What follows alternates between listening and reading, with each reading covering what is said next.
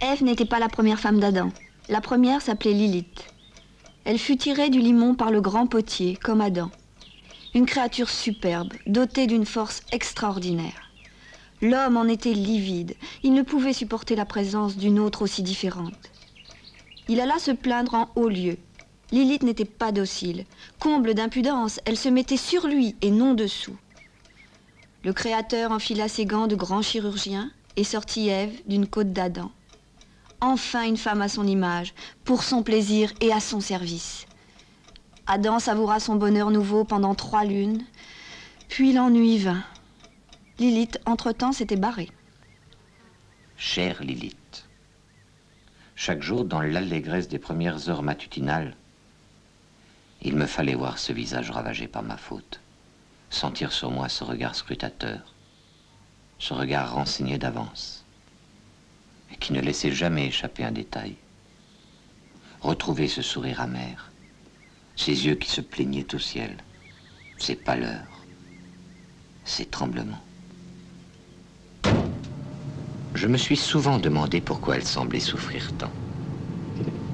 C'est peut-être que tout en moi contredisait son sens esthétique, ses habitudes, ses traditions, ses espérances, son sentiment de la justice. Je ne puis parvenir à comprendre qu'avec sa perspicacité, elle n'ait pas vu l'inanité de ses efforts, aussi bien que l'incapacité où j'étais de satisfaire à toutes ses exigences, avec la meilleure bonne volonté. On pourrait peut-être penser que je ne lui ai cédé si longtemps qu'avec l'ardent et constant désir de mettre enfin un terme à sa docilité. Que je lui ai même cédé que pour hâter le résultat, il a poussé sans cesse à émettre de nouvelles demandes, jusqu'à ce qu'elle formulât sa suprême prétention. À ce moment-là, évidemment, j'aurais prononcé le refus définitif. Au demeurant, cette tragédie, j'ai, si l'on veut, certaines responsabilités. Il eût fallu que je cesse de l'irriter, que je sois jaloux, inquiet, que je la presse de questions, que je lui donne le sentiment qu'elle n'était pas une étrangère. Mais je suis hélas ainsi fait. On ne choisit pas sa nature.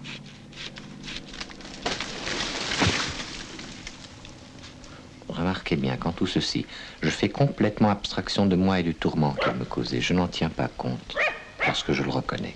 Ce tourment n'était rien au regard de sa souffrance. Ce n'était pas ma présence auprès d'elle qui blessait le plus cette femme, mais le fait même de mon existence. Et c'est pourquoi elle a cherché un compromis, en se taisant. Délivrée du tourment de cet exil terrestre, elle ira se perdre dans l'innombrable foule des héroïnes, enfouie dans le même oubli que toutes ses sœurs. Il est étrange qu'elle se soit simplement laissée pousser par son destin. Je devrais donc être parfaitement apaisé. Eh bien non, malgré tout. Car si le bruit se répand que ma conduite l'a rendue malade, et que l'on vienne me trouver et me demander pourquoi je l'ai torturée ainsi en refusant de m'améliorer, s'il n'était pas temps de devenir enfin raisonnable, d'avoir l'humanité de cesser. Ouais.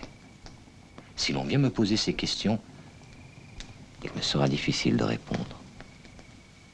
Mais pour peu que ma main sache cacher cette petite plaie,